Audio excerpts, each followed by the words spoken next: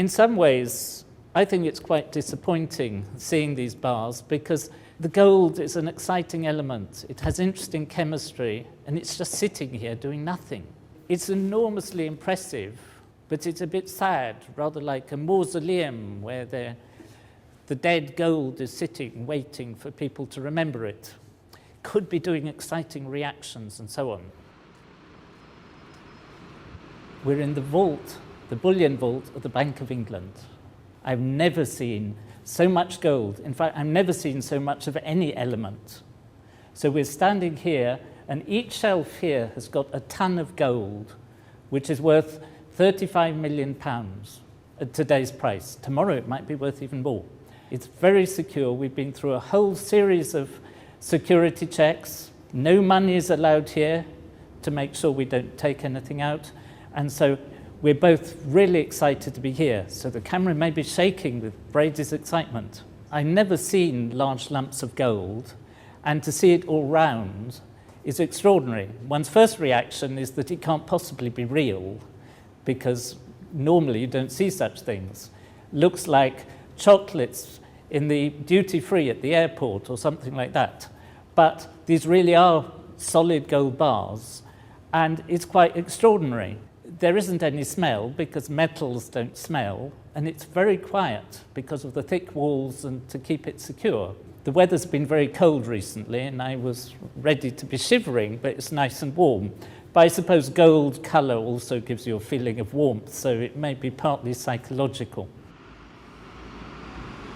The reason why the bank has got this store is because not only the Bank of England, but other central banks like to keep some of their money reserves in gold, because the price of gold is very stable, or the value of gold, compared to the value of currencies, which can go up and down. And so every country has a certain proportion of its reserves in gold.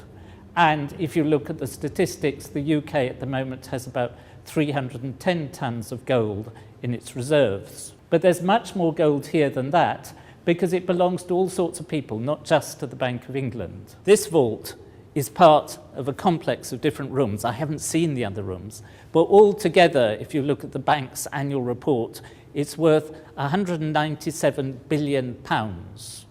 That is £197,000 million. And that's quite a serious sum of money. The people buy and sell the gold, and each block of gold has its own number, like your car has a registration number. And when people buy and trade the gold, they don't actually take the bar home, but just that number is transferred from the seller's account to the buyer's account. And the gold just sits here quietly. Apparently the oldest bar of gold here has been here since 1916. That's the First World War, nearly 100 years ago. But the beauty of gold as a chemical element is that it's very unreactive. So it looks just the same now as it did in 1916. It hasn't tarnished, it hasn't got oxide layers on the surface, it hasn't started creeping, changing its shape and so on. So come over here, because they've given me two bars that we can look at. So we've got two different bars of gold, which are both the so-called London Good Delivery bars, which means that their weight is in a certain limit range. And in fact, each of them has its precise weight put on them in a rather strange unit called a troy ounce. So this one is 399.100.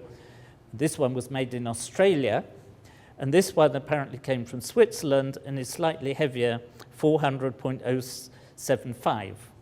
I must say this one looks much nicer. It's polished more, and this one looks a bit like a loaf of bread, but it's rather a miserable loaf of bread, but a pretty fantastic lump of gold. Now, one of the things you know about gold is that it's really heavy, so I'm going to see whether I can actually lift this with one hand. And I can sort of lift it, but not easily. Two hands, it's quite easy. So this weighs, each of these in more understandable units, weighs something like 12.4 kilos or 28 pounds. So for those of you who use imperial units, that's 2 stone. Each of these is worth about £435,000. You could buy 2 quite nice houses for a block like this, or for a whole shelf of these, which contains a ton, you could buy 137 of the upmarket Rolls-Royce cars. So take your choice. These blocks are a bit like bricks. And if you took all the gold that had ever been mined and put them together like a construction kit to make a big block, you would end up with a block that was 20 meters cubed. That's 60 feet on each side, which would easily fit, for example, under the legs of the Eiffel Tower. Wouldn't look all that big just as a building on a street. And that's all the gold there ever has been. I did a little calculation on the way here that I weigh about the same as 6 of these bars of gold, which means that if I were worth my weight in gold, I'd be worth a bit over £2.5 million. I was a bit disappointed, thought I might be worth more, but still. So not only would all the gold ever mined fit here under the legs of the Eiffel Tower, it'd fit here quite easily. By my reckoning, that cube of about 20 metres in each direction would probably fit 3 times from there to over there. Same for each side. And you could probably stack it on top a few times as well. So not that much gold. Now we actually filmed a bit more in the vault we haven't used, so stay tuned, we might use that soon. In the meantime, we've made plenty of other films about gold, we've evaporated it, we've dissolved it. You can check them out also.